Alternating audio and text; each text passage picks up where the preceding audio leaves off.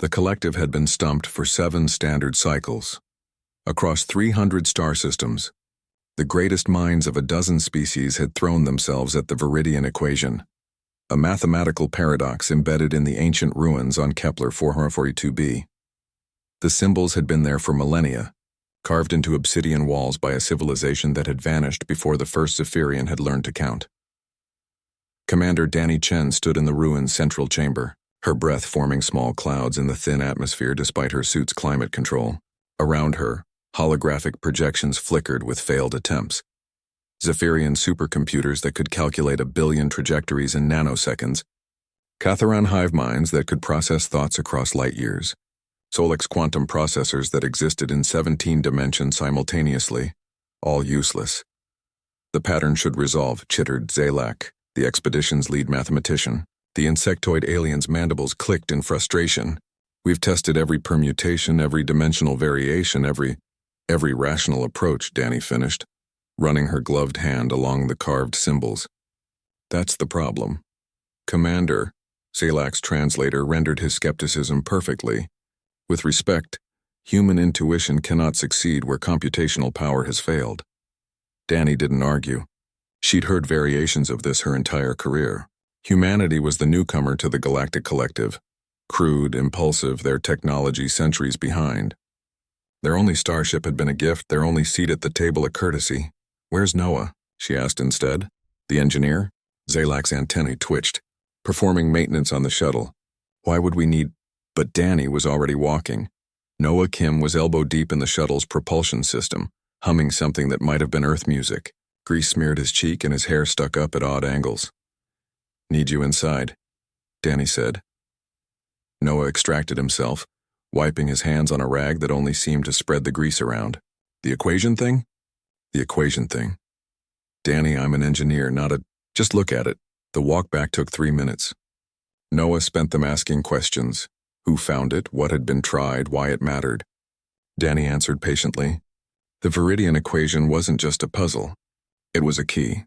Somewhere in those symbols was the location of the Viridian homeworld, and with it, technology that could revolutionize everything from medicine to faster-than-light travel. The collective had invested billions. Reputations hung in the balance. Entire species had staked their pride on solving it first. Noah stopped in the doorway of the chamber. 47 scientists from a dozen worlds turned to stare at the human in the greasy coveralls. Zalak made a sound that the translator diplomatically rendered as concerned inquiry. This is irregular. Commander, said High Processor Talmor, a being of pure energy contained in a crystalline matrix. We have protocols. This puzzle requires 5 minutes, Danny said. It wasn't a request. Noah walked to the wall. The symbols glowed faintly, reactive to presence and touch. They formed spirals within spirals, mathematical notations that hurt to look at too long. Geometric impossibilities that suggested dimensions the human mind couldn't quite grasp. He stood there, tilted his head, walked to the left wall, then the right, back to center, tilted his head the other way. Oh, he said. Oh? Zalak's translator managed to convey incredulity. 7 cycles of computational analysis produces O. Noah pointed at the symbols. You've been trying to solve it as an equation, right? Like a mathematical proof that needs to be worked through step by step? Obviously, Talmor pulsed with what might have been irritation. That is the nature of... It's not an equation. Noah turned to Danny. Do you have a hollow projector? She handed him hers.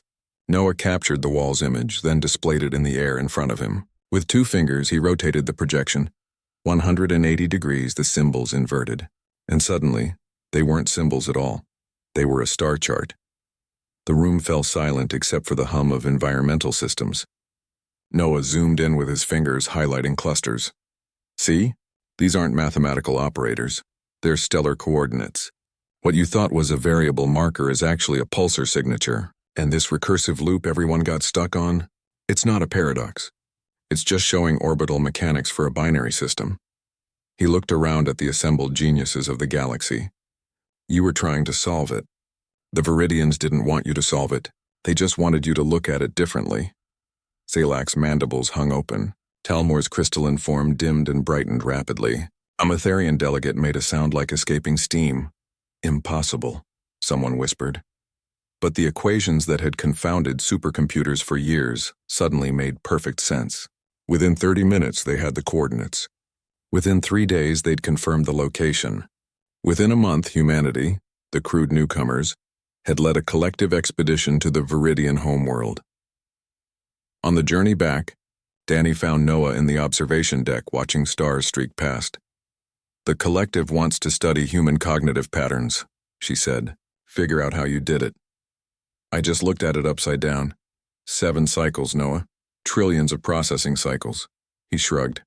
"Maybe that's the problem. They were all so smart, so logical, so systematic. Sometimes the answer isn't about processing power. Sometimes you just need to turn the whole thing around and see if it looks like something else." Danny smiled. "Humanity, fuck yeah?" "Humanity what?"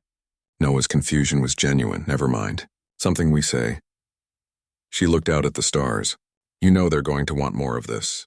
More human intuition, more illogical thinking." "Good," Noah said. "Maybe they'll finally let us design our own starships instead of using hand-me-downs." In the quantum encrypted channels, the collective was already reassessing. Humanity didn't have the best computers. They didn't have hive minds or dimensional processors. They didn't even have decent propulsion systems yet. But they had something else, something that couldn't be calculated or computed, the ability to tilt their heads and see the universe sideways. And in a galaxy that thought in straight lines, that made them the most dangerous species of all.